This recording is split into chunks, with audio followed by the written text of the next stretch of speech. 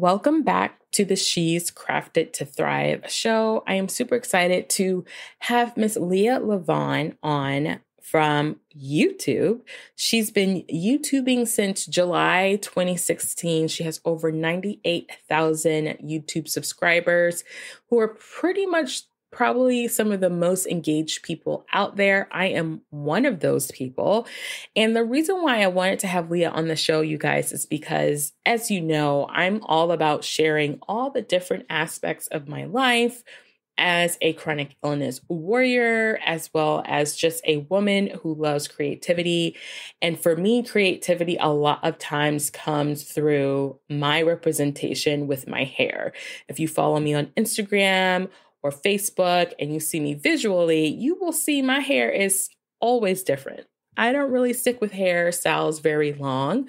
Occasionally they last for 4 to 5 weeks. And usually that is when I have a crochet hair in my head or I have discovered something new. And Leah has been a part of that journey for me big time, because when I've had surgeries and things like that, I've always tried to use crochet in my hair to give me the time I need not to really have to worry about my hair. And what I love about Leah's channel is that she really talks about not like necessarily how to install it, but how do these hairs like really stand up to the test of time.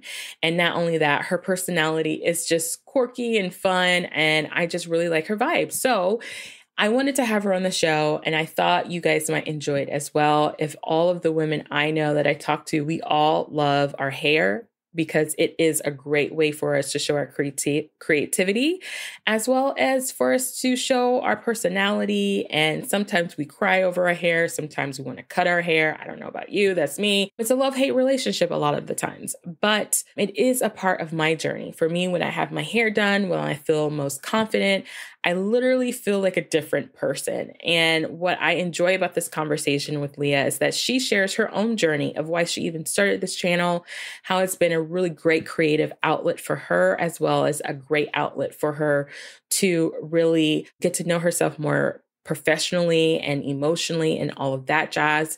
And I'm just excited about this. This is a new episode that I don't think I would have done like my first year of having my podcast. So stay tuned to listen to some of the things that I feel like we all struggle with, but we all embrace in the end. And that's around, body positivity and positive talk about our own selves and our own journey, and really embracing the skin and hair we're in, if you will, and enjoying that. So stay tuned for some fun chats and laughs and real talk with Leah. Welcome to She's Crafted to Thrive. I'm your host, Nikita Williams, and this show is for all the ladies who are making and creating things that they love. You will hear conversations about the real everyday struggles of juggling life and business while trying to maintain passion and harmony. As women, we have the skill of getting things done, but sometimes we get in our own way. It's here where you'll see that you're not alone. You'll discover that success does not mean perfection. Fear and negative thoughts and challenges are all a part of the journey. And on this podcast, you'll find the inspiration and tools you need to have a life and business that thrives. I am so excited because, first of all, I think, Leah, you're the first YouTuber only I've had on the show. I've had some really amazing people who are kind of on YouTube, but their whole world is social media or something like that. But I'm so excited. That's exciting. I'm happy to be the first YouTuber on here. You're for me. You're my first podcast. So vice versa, we're doing first. I love that. I think one of the things that I've loved about my journey as an entrepreneur is just being able to mix those worlds together. There's no line for me, really. So I'm yay. When people say yes, I'm just excited. So anyway, tell us who you are and what you do. So my name is Leah. I have a channel, Leah Levon, where I produce content primarily around hair. In 2020 this year, probably halfway through the year, shifting the focus to hair and lifestyle. But primarily hair is what majority of people know me from on YouTube. I have about 95, we're getting close to 95 subscribers on YouTube. So that's super exciting. And I've been doing it for 4.5 years now. It's awesome, girl. When I found it, because you were the first person okay, y'all know I'm kinky hair. I've been doing this like hair thing for a minute. So when I found you, I was like, she is so real. She's not just doing like the testimonials of how great the hair is and you just put in your head one time. But I did that and it did not happen like that. It did not last that long. So I loved your approach of being like, hey, I'm going to come at you, share what I do. Here it's done. And a week, 2 weeks, 3 weeks, 4 weeks. Yeah. Yes. Yeah. And then that's kind of what I wanted to show. That's kind of why I started, was because I was seeing the one day, like when I was going to look for crochet hair and I was looking for options, it was, okay, these people put it in and then that was it. It was like, okay, they put the hair in. Okay, what happens after that? So, and it's synthetic hair primarily. So it's that hard line between how long will this last? Yeah, totally. So what made you want to start a YouTube channel about hair? So I would say it was primarily, I was going on a trip and I had been a sew-in girl from ages. I've been doing sew-ins for 2 years. I was going on a trip where primarily was going to be around water. I had taken swim lessons the couple months before my trip because I just had a weird feeling that it was a cruise. It was my first cruise. What if I fall off the ship? Maybe I just need to know how to float. The best reason to learn how to swim. Yes. Yes. But during the swim lessons, my hair just wasn't holding up. And luckily I had a stylist that I was going to, like, I would go to lessons at 9. I would go to my stylist at 10, but that was just, of course, costly and all that. So I needed something that was going to last through multiple washings. And then I came across crochet hair through a friend who she too we had gone swimming like the summer, like couple of months or weeks before my cruise. And I was like, why is your hair looking good and mine looking terrible? And she told me about crochet hair. And just from then on, I was like, okay, well, I got to tell the world about it because they don't know. Clearly, no one knows about this. I have to expose the world to this. They're like sleeping on it. And I have to be the one to let them know. Little did I know there were so many crochet hair videos on there, but I was just the one late to the game. But it was me wanting to help other women make that decision for their, if they had trips coming up or they needed something very low maintenance or they had a fast paced life and they just wanted to keep something kind of low maintenance. Crochet hair is a very good low maintenance option. So that's why I went that route. So were you kind of like, I feel like that was happenstance, right? Like kind of like if it fell into, oh, I'm going to share this with everybody. But had you before that wanted to do like a side hustle or like something creative like this? Because it is totally creative kind of a world. So I would say it's more so happenstance. So I had always watched YouTube from 2008 and I started my channel in 2016. So 8 years of just watching YouTube and seeing other people do it. I watched more beauty and more kind of lifestyle at that time. But it was really like I had always thought about it. I was very introverted. I'm very nervous. Like I'm somebody who's very shy. So I didn't think YouTube was going to be my route. I thought it would be maybe a blog or maybe like, I think I had started I did like one blog post and I was like, oh, this typing, I can't do this. I did that probably when I was in college, like 2012, 2011. So no, I hadn't had any side hustle, I think, aspirations when I started. Well, I think that's so funny because, yes, that's how my podcast started because I was trying to do the blog thing and I was like, this is too much typing.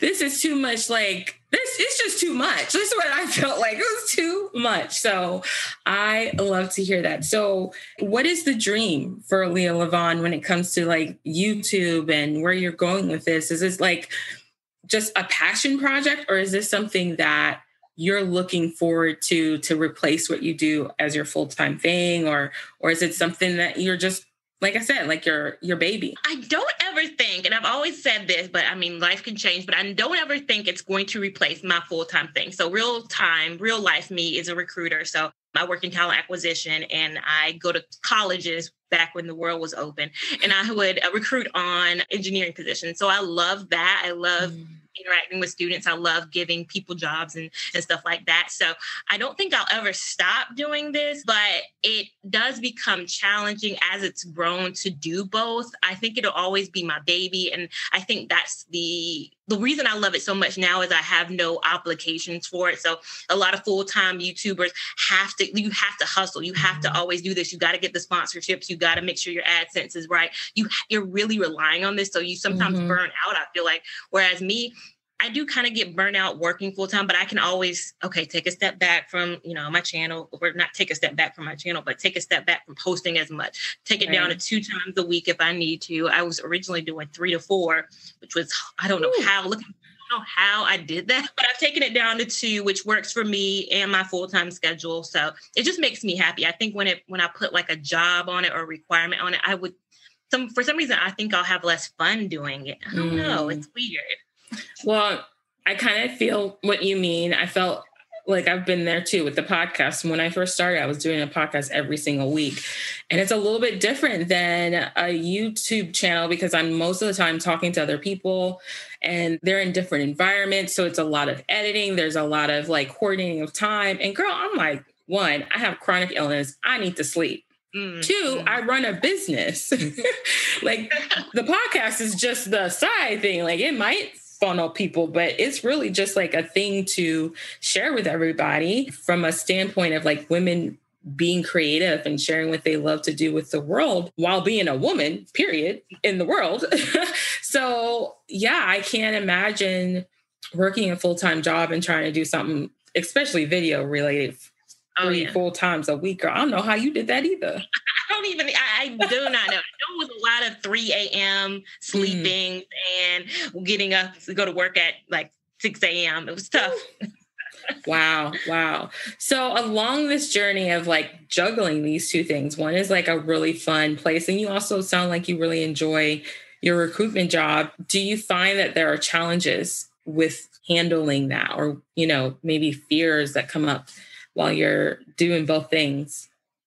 I think the challenge mainly is making sure, one, I don't get burnt out at either of the 2 things. So like, I'm good at keeping my work-life balance, like logging off. It was tough when I was traveling a lot, but I'm good now that I'm not logging off at 5. And then I put my Leah Levon hat on, that I like to call it, at like 5:30. And then I'm working from 5:30 to 9. So I think at the end of the day, it was challenging getting that schedule aligned because when I first started it was never this thing. It was never, it was just willy-nilly. And, my first video did okay. So this is going a good way. So I think the other challenge too is the first few years really was about finding my way around the algorithm, finding my way around the analytics and knowing what day to post. So the first few years is about experimentation. Does Monday, Wednesdays work? Do Tuesday, Thursdays work? Do Sundays work? I think 4 years deep, I know my days, I know my audience, I know when they're on.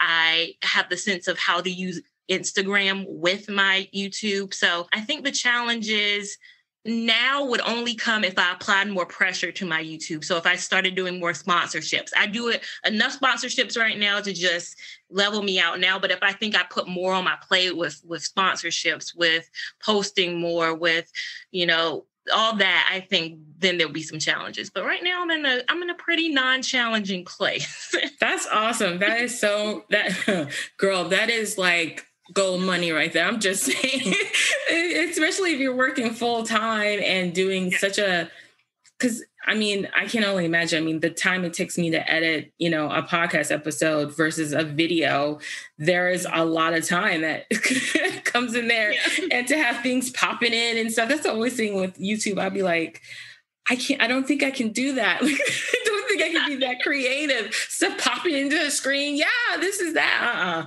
Oh, yeah. No. And then it's also about like finding, because I'm uploading a video today that won't go live until tomorrow. I typically post today. We're recording this on a Monday. So I typically post today, like right now. But this weekend, I was just sleepy. Like I was just so tired. So I didn't edit anything. And it felt so good, but I felt so bad at the same time because I was like, there's not going to be a Monday video. So don't know what to tell them. But I busted my tail in between now or logging off of work and now to get something so I would have something for tomorrow. So I think giving yourself that grace to be like, I'm just tired, like, and not feeling guilty about it. I think because I'm not full time right now, I don't. It's still fun for me. Again, it's still like, it's an income generator, but I'm still having fun with it. Yeah. Yeah. I love that. So when I first started watching your channel, I think it was like, I don't know. You've moved a couple of times? I feel like you've moved a couple of times since I've been following you on YouTube. And I'm like, sometimes if it's been a minute since I didn't come back, and I'm like, wait, when did that happen? Okay, she's somewhere else. I remember when you were when you first started, and you were doing like in front of the stairs, and I think you had a roommate, and like I just remember when I first started watching you, and I was like, oh, she's so good at this. But then my life changed. So then I was like, when I finally came back, I was like, where Leah at right now? So I wonder, like, do you have like challenges in your life? Because I remember, like, I'm going back to what I was saying earlier. Like when I first started watching you, you were always talking about your weight. Like you were saying, like you were having a hard time with your weight. And I don't think I understood completely like where you were coming from, because, Keita is a curvy girl. I ain't got no issues with, whatever. So I'm trying to lose it. So, and I remember listening to something, I think you were going on a cruise, and you're like, girl, yeah, I'm so glad I gained weight. I was like, what is happening? I'm confused. I'm so confused. So I'm guessing this is probably like a health challenge or something that you've dealt with all your life. Do you mind talking about that a little bit? Yeah, sure. So my very first few videos, probably 2016, the first probably 10, I was on a weight gain journey. I know it sounds so crazy. And even looking back on it, it sounds so crazy because that was like 25-year-old, 26-year-old me thing. And now I'm 31. So definitely grown since then. But yeah, I think all my life, I think especially growing up, and I grew up mainly in like an urban area. So urban area, the curves is it. The curves is it. You're in high school, you're in middle school, guys passing you over, because I'm just always like, well, I got a good personality. Why do you guys not see me? It's like, I'm so... Oh my goodness. I know I'm built like a toothpick, but like, y'all see me for who I am. So I think it was something I always dealt with. I remember one time in class, somebody put a twig. They went outside, got a twig, got a piece of Play-Doh, put it on their head, set it in my seat. I was coming back from class. Was like coming back from like lunch or break or like whatever it was. And I came back, and then the stick with the Play-Doh, it was sitting in my seat. And we just put it there because nobody can tell the difference between Talia and the stick. So, oh my gosh. So that was cruel. That is so wrong. These were friends. And of course I laughed back then, but it was like in the inside, I was like, I really wish I was like a little bit thicker. I mean, I was probably, 18, couldn't crack 100 pounds. Wow. So it was and then my mom always telling me, it's going to come, like it came later for me looking back at pictures of her. It's like, it never, like you've always kind of had a body. So I'm confused. But no, I think in my early 20s, late mid 20s, it was like, well, I kind of want to, I want to be bigger. I want to be thicker. I want to go on a journey. And then at this time too, YouTube had videos on people who are, you have your weight loss journey, but I think it's a little less known because nobody thinks about it. But there are people out there who do want to like gain weight and gain weight. Either I probably should have did it the smarter way of, weights and all this, but I was trying to do it the gluttonous way, I guess. Eating the wrong things and intaking of my calories. And I think I did that from probably 2016 to 2017. And then I realized doing it the gluttonous way only gives you the weight where you don't need it. And then it also too became about like just accepting, like, this is the body I've had for 20 something years. If I was meant to have the curves, I would have had the curves. People just gonna have to accept, like, I'm very thin. And I think even since then though, I've kind of just, as my mom said, it came with age. Like later on, I'm not Kim Kardashian, but I'm my body, and I feel confident in it now, as opposed to at the start of my journey. I love that you said that. That's so funny. Like that's seriously a funny thing because, for curvy ladies and you be watching, you be like, wait, what is happening? What is happening? You just be really worried, like, okay. But I love that. What I loved about that though, honestly, and the reason why I brought it up was because that you were so unapologetic about sharing your journey. Like, and I think as women, we kind of like, no matter what size you are, we have kind of like this feeling of like, we shouldn't tell people what we're dealing with. And it might be weird. And I don't want to. And I felt like you really embrace that, especially as a woman of color, because we don't really see that often. Yeah. If we see it, but it's not really talked about, if that makes sense. Like, it's not like, we don't know what's happening, but it's the elephant in the room nobody's talking about. Like, Yeah. You get the Cardi B treatment or the something treatment and just go behind the scenes and get the shots, and then everybody sticks. Or Kylie Jenner, you're skinny and then you're not skinny. So I was trying to do it the sharing way. Sharing, I'm not Kylie. I ain't got the money for the augmentation. So I'm just going to eat all the Cheetos I can. Oh my gosh, Cheetos. Oh my goodness. Oh my goodness. So kind of getting back to like this journey of yours, like, do you feel like you've learned a lot about yourself? Like as a YouTuber, like, are there's a lot of things that you've kind of maybe would have taken a little bit longer had you not done the YouTube channel to learn about yourself? I think so. Starting my channel was a two-parter. It was one, I was going on my trip, but I think me staying with it was I was leaving I would call it relationship that wasn't a bad relationship. It was just I was growing and I needed to replace, I guess, the relationship with, something that occupied my time, because you can really, getting and leaving a relationship, you can really focus your time on it, focus your energy and thinking about it, replaying conversations through your mind. I think for me, the channel really became an outlet for me, not in the sense that I talked about my relationship, but it became I can't have time focusing on what went wrong in this relationship if I have to edit a video today to put up, again, I think that's why I posted so frequently too in the early days, was because I was trying to get through that situation. Mm-hmm. So I think it taught me a lot about, and I found happiness in doing all of that too. So I thought, a lot of times you think happiness comes from a mate or a partner, but it's sometimes about finding kind of that internal happiness. So I think I found something that I was really, truly happy about, truly passionate about. So much so, of course, when the dude tries to come back around, I think he tried to come back around. I think if I hadn't had YouTube, I might have fallen into that trap. I might have been like, I have nothing else to do, but it's like, no, I have all the stuff to do. I don't have time for this. So I think it was really, a lot of my friends too will say this about me, is that I really have grown in the last 4 years, kind of as a person, kind of as doing YouTube has gotten me better at even my real job. I talk to people constantly at my real job. And again, going back to the fact that I'm introverted and shy, I think even though YouTube, I'm talking to a camera, I'm not really talking to anybody, I think it has still gotten me to a place where when I am talking to actual people, I'm confident in what I'm saying. I'm not reading from a script. I'm telling them about the company I work for and how great it is. And it feels really organic. So I think YouTube has really helped me hone in on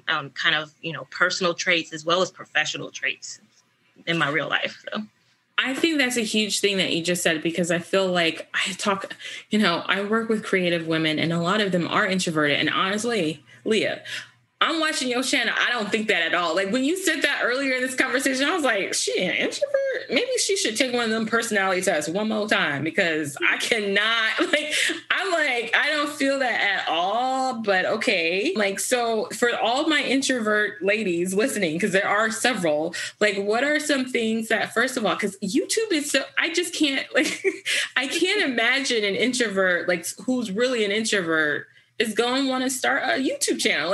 In my head, that does not connect. A podcast I get, because nobody's seeing you. Nobody is trying to have a conversation other than yourself or the other person. That's it. But YouTube? How did that happen?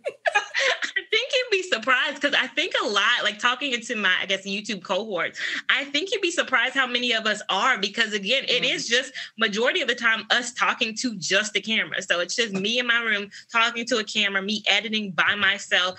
I haven't ever done a meet and greet. So until the day I do a meet and greet, I guess that'd be the one time where I get it to the test and I get my introvertness to the test. But for the most part, I don't have a lot of interaction with people unless I've seen people in real life. So people who've seen my channels, who've met me in real life, they'll probably tell you how awkward I am. That will be the real test. When people see me in real life, I never know what to do. I'm always like, how do I stand? Okay, you can ask me. It's been at nail salons, it's been at airports, it's been at places, and I'm just like, oh gosh, act normal. Then I walk away. I'm like, she totally thought I was a dweeb. She really where like this didn't go right. They always say I look shorter in person. I'm like, the camera adds height. Like, so I think you just be really surprised at how many of like, I've talked to so many of us and it's like, yeah, we can turn it on for the camera and then go back and be like in our little hole editing by ourselves, doing everything else by ourselves. Like never, and even in my vlogs, you probably can tell too, because I'm like, it's always me talking to my dog or something like that. It's never another human typically. So. That is so interesting. But your job is very like people oriented. Like you have to talk to people. So. Yeah, I forced myself to do that. So in college, I was an ambassador. So I gave tours to people. I always put myself in positions where I have to talk to people. So whether it be my real job, whether it be just anything, I just put myself in positions where it's like super awkward. Because my grandmother was like, even growing up, she was like, Talia, you got to be my grandmother's shy. My mom is extremely shy. She would try to put me up at the top at church to put all the scriptures, to read all the stuff. And I'm just like, but I can't do it. We'll be reading from. So it's always been, and I've always put myself in positions to make myself uncomfortable to like, even after I'm at a recruiting fair or career fair, I always go back to the hotel and I'm like, oh my God, did I do right? I shouldn't have said that. That was so corny when I said that. That joke was not even cool. Like I'm always second guessing what I said. Like, man, they're going to think. Like, I'm trying to relate to them because I recruit like 19, 20-year-olds. So I'm like, man, they could tell I was like a older adult. Like, I was trying to be hip with them, but they knew. They knew. Oh my gosh, you have me cracking up. I was just this is a completely different note. I was just telling my husband, I was like, I think this year is the year I realized we are so old. Like I'm talking to people who are like just in their early 20s and I'd be like, what? Why do I feel like I'm trying to change my voice and what I'm saying for them to really connect with what I'm saying? And they looking at me like, no, that's not cool no more. Like, what is that? Stop that in 2014. No. Oh, that's so funny. Well, I am really like what I love about what you just said is that just like putting yourself in situations. I think I'm like that too. I'm not an introvert at all. I'm an extrovert. I love people. I am highly upset that 2020 COVID-19 has made me stay at home all day, every day, like, on purpose, like, like I'm really annoyed by that. But my husband, who's an introvert, he's like, thank you. Give it to me some more. So I hear it. But what I love about it is that when I'm feeling like I need to learn something new, or if there's something that I know I need to do, I have to make myself do it. So I have to say yes. I'm a very like person who likes to say, let your yes mean yes, let your no mean no. And if I'm going to do it, I'm going to try my best, Side note, I have a chronic illness, so sometimes life happens. So, but for the most part, put yourself in a situation so you can grow. So for you, has there been any like life hurdles or chronic illnesses that you've dealt with or even supported someone who lives with chronic illness? So no chronic illnesses. I do have severe asthma, which I've had forever, which really got worse towards the end. It's always bad during the transition from fall to winter and from spring to summer. It's pretty bad. So when the coronavirus took us inwards, I was like, oh, I'm going to have to be at home, because when they told me that it makes your lungs feel like glass, I was like, okay, so we're not playing. We're not going to do this. But any hurdles, I think, would be the constant change of kind of where I've been. As you stated at the beginning, I started in another house. I went to another house, and then I'm here, which who knows how long this is going to be for. I'm always changing.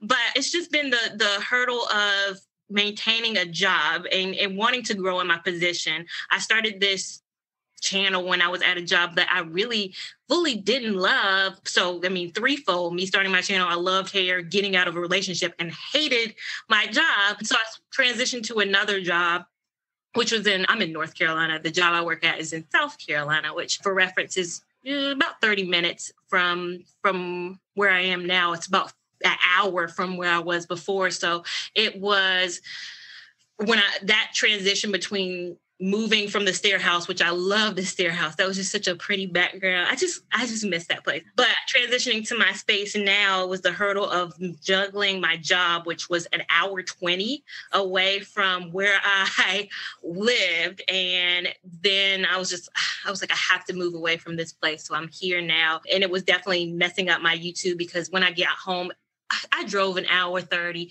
I'm not trying to edit no videos. So I have to make the sacrifice of, okay, I have to move closer to this. I live close to the state line now, as opposed to close to the other side of Charlotte. So I think that was just my one hurdle. And then also with just savings around that too. I was like, oh, I'm going to buy a house too. And my next move, I'm going to move into a house because I'm 30. And you're supposed to have a house, right? You're supposed to, that's what they say you're supposed to do. You're supposed to be married, have a house, have all this stuff. And I think it was just the hurdle of, well, I'm not in a place where I can buy a house. So the challenge of, okay, I have to rent again and, just be stringent with my money and making sure I'm saving and not frivolously spending my YouTube money. So I think no real challenges, but it's just some definitely personal hurdles that have always been thrown at my YouTube channel and my growth and what I want to do. But I've been swinging those hurdles, hitting those balls with the rackets, whatever the saying is. I've been doing it.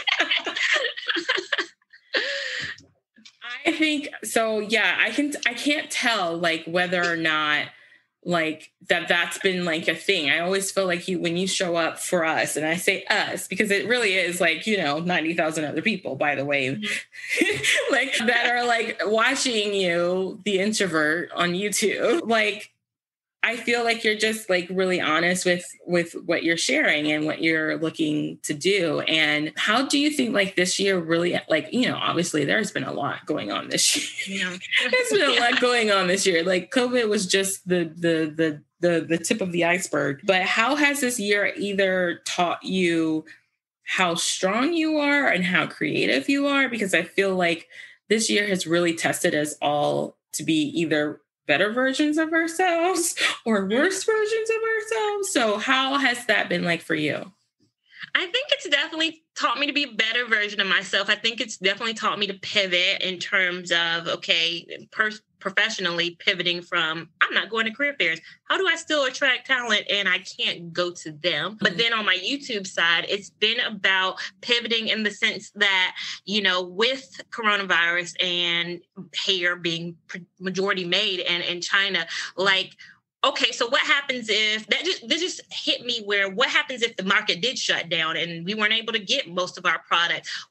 My channel is heavily dependent on crochet hair. So I think this year I brought a lot more lifestyle in and pivoting towards the lifestyle side, which ironically, I mean, it's more, I'd say, not beneficial, but more profitable actually. My actual revenue has gone up on my lifestyle videos, which don't attract as many views, surprisingly, as my crochet hair content. But I can make more money on a video that gets 3,000 views and it's lifestyle than I can on a video that gets 20,000 and it's hair. And I was like, wait a minute. Wait, what have I been doing this whole time?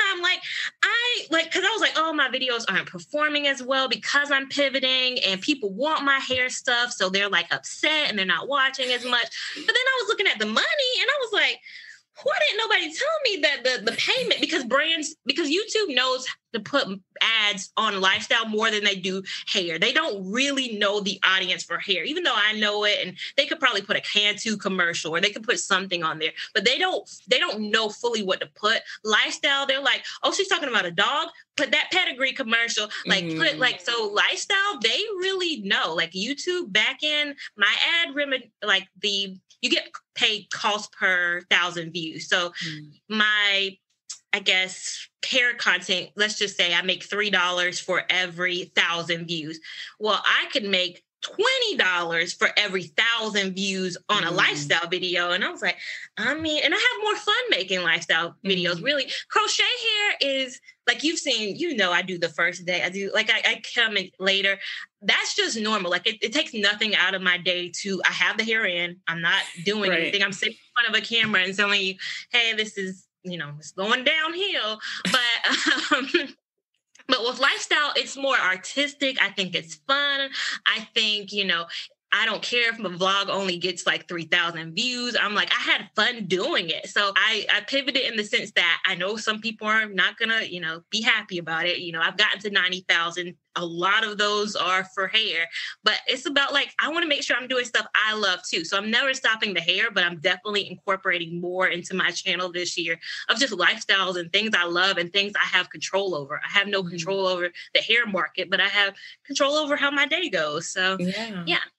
Mm-hmm. That's a really good point just in general for like any business. Like, I think this year I taught a lot of us, the things we said, I'm probably never going to do that. Right. I'm probably that they can do that, but I'm going to do this because that, and then 2020 happened. And you're like, oh, wait, maybe I should try that. Maybe I should do that. Right. And I think it's in a lot of good ways. It's kind of put us in a place to be more open-minded in the way of like what we do for our content on social media, on YouTube, on like everything. Right. And so that's been a really cool place. I think that a lot of ladies that I've talked to this, from the podcast are like, yeah, this year has been amazing. And they've also had that realization like, dog, I'm making more money right now doing this than I was doing something else. And why did this take so long? Because we was over here. And we didn't think we didn't know. I think that's what it is. And sometimes we need like something to be like, flip our role upside down. Thank you for Fresh Prince to, tell you what you need to do. So that is really cool. What are some things that helps you like tool wise for YouTube? So like for anybody who's thinking, maybe I want to start a YouTube channel. Maybe I don't. How I do that? What do I need to do? Do I need a camera? Do I need a mic? How do you make those videos? Like just like maybe the top 3 things that you think someone who might be wanting to do YouTube would need. So definitely camera, but it doesn't have to be the most expensive camera. So I film on a Canon G7X Mark II, which is primarily a vlogging camera because it has a flip-up screen, not as expensive as some of your Canon bigger kind of beauty cameras like the T3i type series. So I think just a good camera. I started off on an iPad, surprisingly. iPhones are really good nowadays. This actually is what I shoot a lot of my vlogs on too, because you don't want to be, I'm still nervous in public. So it's easier to carry my phone around the vlog than it is an actual camera. So my iPhone is 4K. So it shoots sometimes even crisper than most of the cameras out there these days. 2, I have my mic in front of me because it's always in front of me. This is something I just started using this year though. So surprisingly enough, I was not using a mic and I started in maybe September. So really a few months ago, and it changed the whole game for me. Like I look at the last 4 years and I'm like, dang it, I was not using a camera. I wasn't using a microphone. So I was out here just like, it was so game changing. So it's just a simple little lapel mic, $14, and I attach it to me. And so because your camera's picking up all the audio. I got a dog, so that's really what made me realize, it's picking up my dog, because I used to just be in here and I thought I was doing the best I could, but really it just got better with the mic. And then I think the third thing is I'm very cheap over here. I'm very like, you would really think I had a whole production, but I don't. I'm trying to think of the other equipment. I don't use light. I use natural light for all my videos. So right now I have just my bedroom light on, but I don't have like the ring lights and stuff that people have. My third thing is my iPad. My iPad is how I edit. So I don't edit on a computer. I have like this crappy, like $100 computer that I got 4 years ago, which works for things like this and Zoom, but I edit on my iPad. So I think just the iPad mini, cheap purchase, use it for regular iPad things, but also editing all my videos. So just something to edit on. Again, you don't have to go out and spend the money on a MacBook Pro to get Final Cut Pro or iMovie or whatever it is. I think you can get to a substantial amount of subscribers just using, again, things around the house. I didn't get my first camera until 4 or 5 months of doing YouTube. So I didn't have anything really, and I got to a good enough number, I think. Yeah. I'm like, yeah. I mean, yes, Leah. I'm like, you're almost at 100K at this point. And I feel like when I first started following you, you were already at like 25 or something. And I was just like, this is cool. Like, I totally get, I mean, the numbers don't lie. You have to have some kind of, like, you have to have the personality that people really like and enjoy. And I think the just being true to yourself and like how you show up. I think one of the things I always wonder, and I always wonder and always tell people. So like people ask me what other podcasts do I listen to? And I'm like, honestly, I listen to very few on purpose because I don't want to have in my head that, oh, so-and-so does it this way and I should do it that way because they're have like, twice the amount of people listening to them.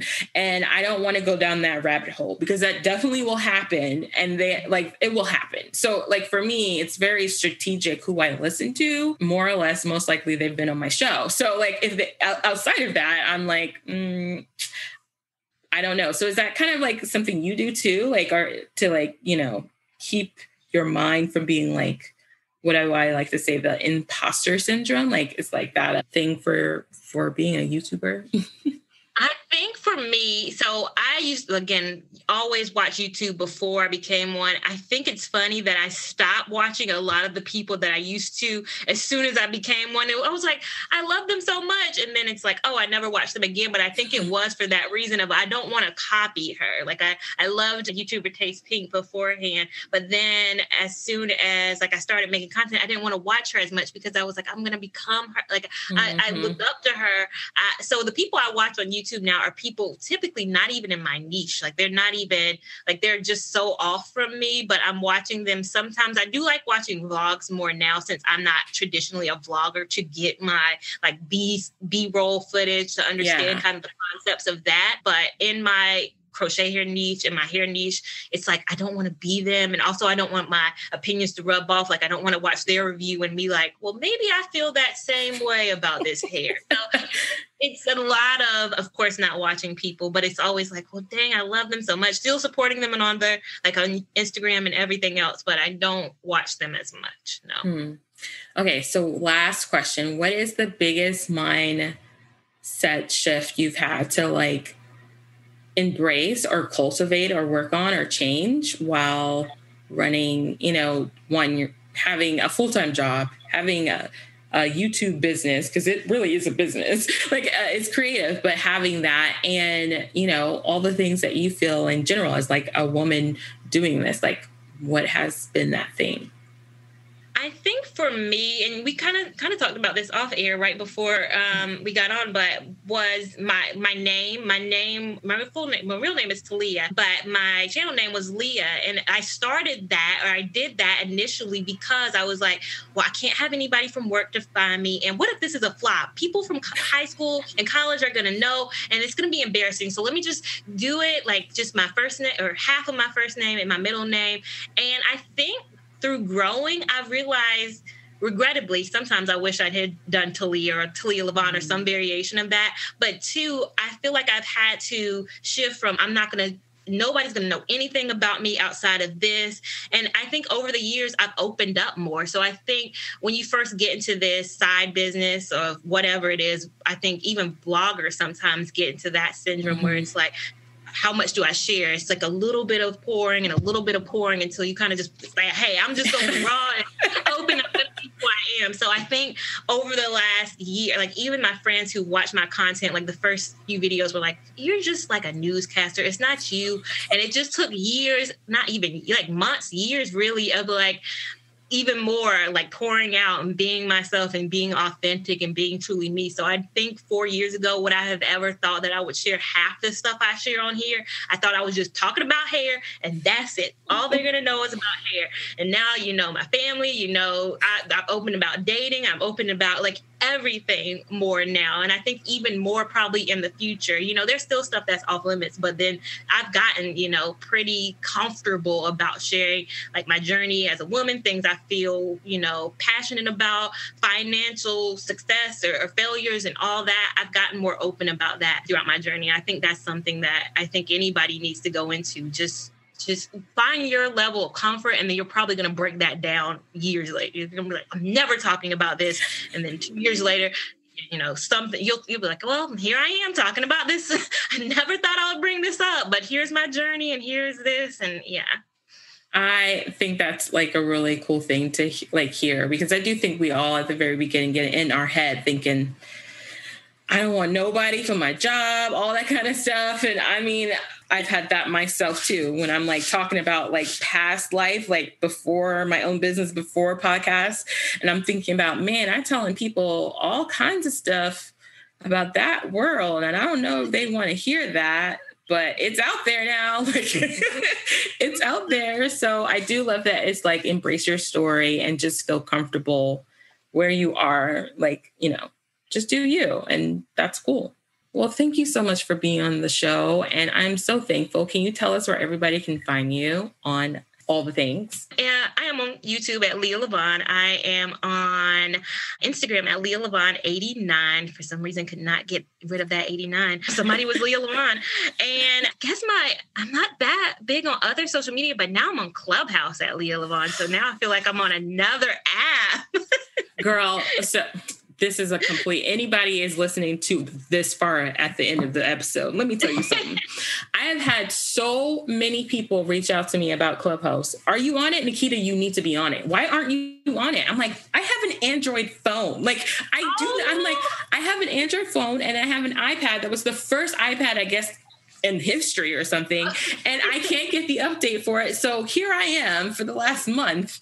And my husband's like, do you really need an iPhone? I said, yes, because this is like one of those breaking, like, trending and new things that I do not think is going to go away, like Snapchat. Like, this is going to be like the thing. And I'm like, I'm sorry, Apple, but I don't really care for their products because they do it on purpose so that you have to buy all this stuff. But like, seriously, I'm like, oh, and I'm literally, when I say every single day, I get an invite every single day. And I'm like, really?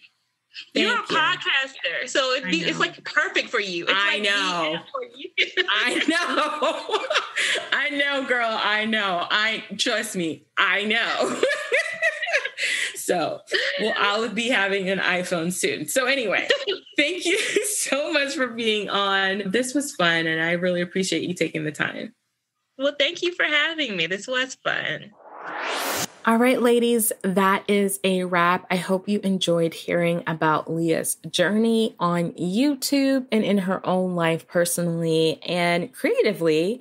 And I hope that you learn what I so appreciate about her journey is that she is embracing the side hustle to find more joy and accomplish some of the goals that she's looking forward to in life, financially, personally, emotionally.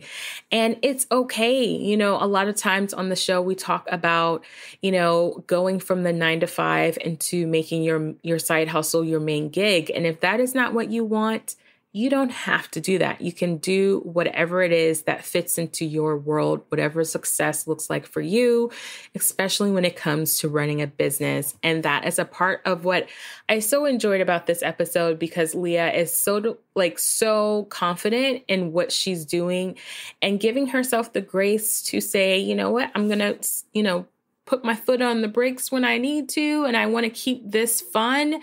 I want to keep it, making me some coins, some money on the side, but I'm really good and happy where I am and what I'm doing in my main life, like what I'm doing for work. So whatever this looks like for you, if this is encouraging you to maybe take some of the pressure off of what a side hustle might look like for you, I hope it does that. I hope it empowers you to make decisions based on what works for you in your life.